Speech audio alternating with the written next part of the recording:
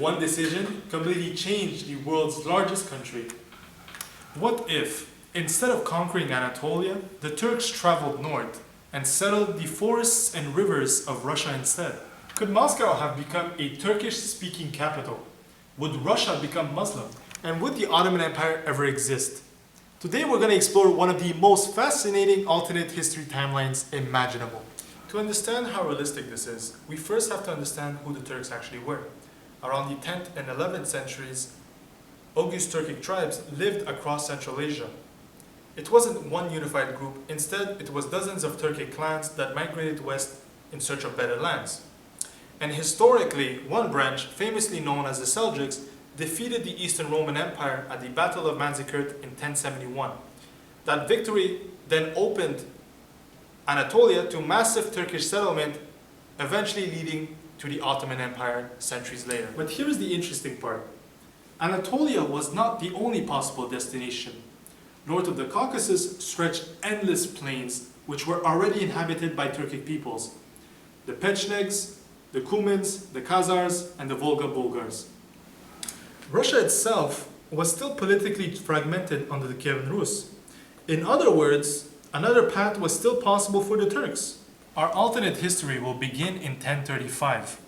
Internal conflicts will weaken the Seljuk migration. Eastern Roman diplomacy delays the Turkish expansion into Anatolia.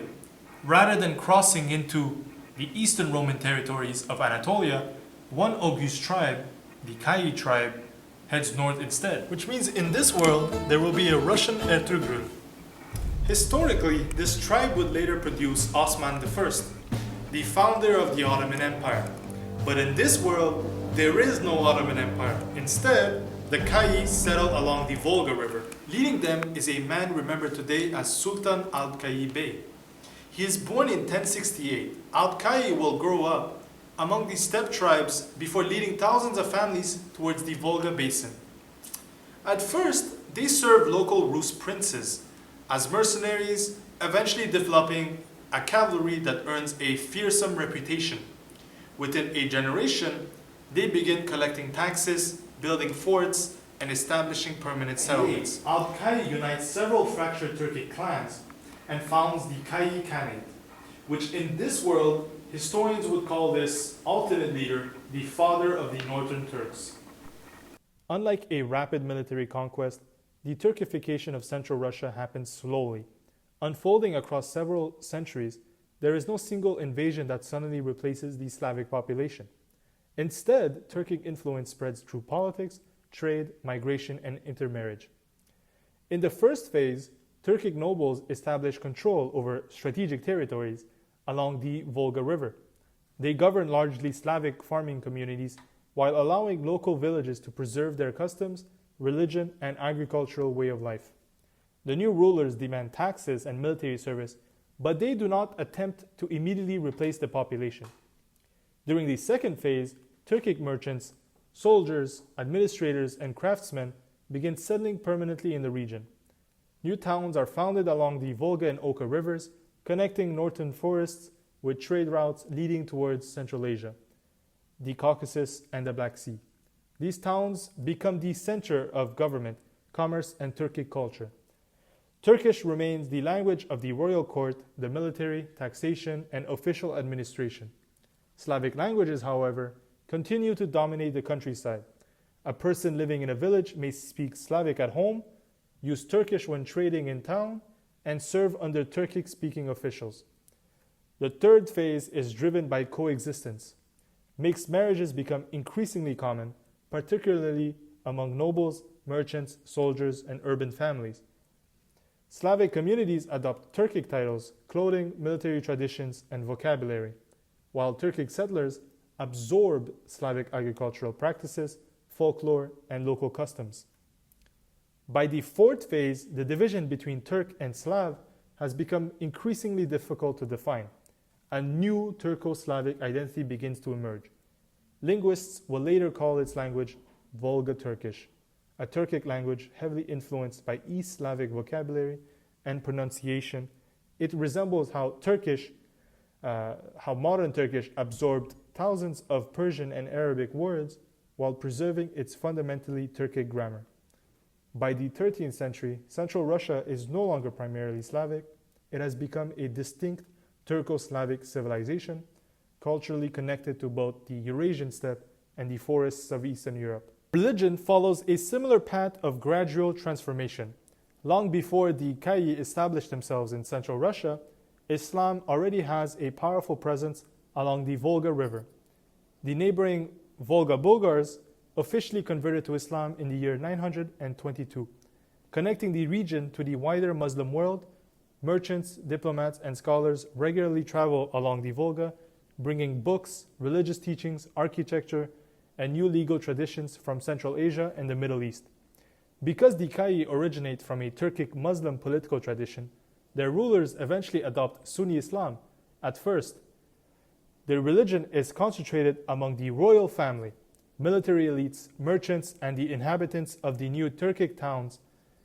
Mosques and Islamic schools are constructed near imported markets and administrative centers. The largely Slavic countryside, however, remains predominantly Orthodox Christian. Churches, monasteries, and local Christian traditions continue to survive under Turkic rule. Rather than immediately forcing conversion, the rulers tolerate Christianity in exchange for political loyalty and taxation. Over the following centuries, Islam spreads gradually through intermarriage, urbanization, education, and economic opportunity. Slavic families living near the major towns begin adopting the religion, while others combine older Slavic customs with Islamic practices. Orthodox Christianity never completely disappears, but by the late medieval period, it has become a minority religion across much of Central Russia. Christian communities remain strongest in isolated rural regions and territories farther to the west and north. This transformation also changes the appearance of Russian cities. Instead of Orthodox cathedrals completely dominating the skyline, large mosques rise beside wooden houses, fortified Kremlins, markets, and traditional Russian architecture. The result is not simply an Islamic version of Russia, but a distinctive religious civilization where Turkic, Slavic, Muslim, and Christian traditions continue to influence one another.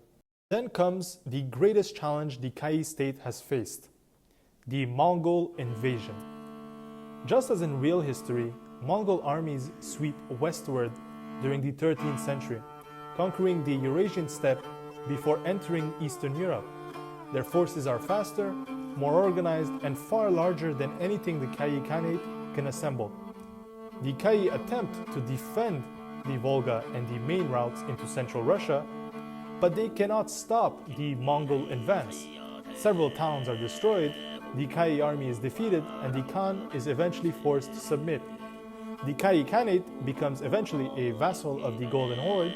It must recognize Mongol authority, pay an annual tribute, provide soldiers when requested, and receive official approval for each new ruler. However, the Mongols do not abolish the Kai state. The dynasty remains in power, governing the region on behalf of the Golden Horde. Their shared steppe traditions make cooperation easier. Both societies value cavalry warfare, mobile armies, personal loyalty, and political alliances between powerful clans. Their Turkic language also allows the Kai to communicate more easily with the increasingly Turkic administration of the Golden Horde. Rather than being completely replaced, the Kai rulers become valuable intermediaries between the Mongols and the Turco-Slavic population of Central Russia. Over the next century, the Golden Horde gradually weakens because of internal rivalries and struggles over succession. The Kai rulers exploit these divisions, reduce their tribute, expand their army, and recover political autonomy. Eventually, they reject Mongol authority entirely and reclaim their independence, emerging from the invasion stronger, more centralized, and more militarized than before. As the power of the Golden Horde begins to collapse, the Kai dynasty moves quickly to fill the vacuum it leaves behind. For generations, the Kai rulers had governed Central Russia as Mongol vassals. During that time, they strengthened their armies, centralized taxation and built alliances with Turkic nobles, Slavic landowners, and Muslim merchant communities. Now they use those institutions to reunify the territories that had fragmented under Mongol rule. Moscow, still an important commercial and strategic settlement, falls under Kayi control. But in this world, it never becomes the center of an independent Russian state.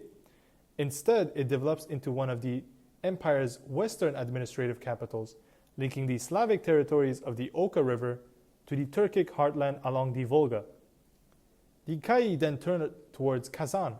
Rather than destroying its Turkic population, they absorbed the city and its surrounding territories into the expanding empire. Kazan becomes one of the state's greatest centers of religion, trade, scholarship, and military production. For the first time, the forests of northern Russia and the horsemen of the Eurasian steppe are united under a single dynasty. Slavic farmers, Turkic cavalrymen, Muslim scholars, northern hunters, and Volga merchants all become part of the same imperial system. Instead of Muscovy creating a Russian-speaking empire, the Kayi state creates a Turkish-speaking superpower. So expansion across Siberia then unfolds in a way remarkably similar to real history. Explorers, merchants, soldiers, and frontier communities travel eastward along Siberia's enormous river systems. Small forts are constructed, local rulers are forced to pay tribute, and the fur trade finances further expansion. Some indigenous Siberian peoples resist, while others form alliances with the empire in exchange for trade and military protection. By the 18th century, Kayi territory stretches from Eastern Europe across the Ural Mountains and Siberia to the Pacific Ocean. It is now the largest Turkish state ever created, so a northern Eurasian Muslim empire connecting Europe, Central Asia, the Arctic, and the Pacific under the authority of the Kayi Sultanate. By the 19th century, the Kayi Empire enters the industrial age. Railways spread across its enormous territories, connecting Eastern Europe to the Urals, Siberia, and eventually the Pacific coast.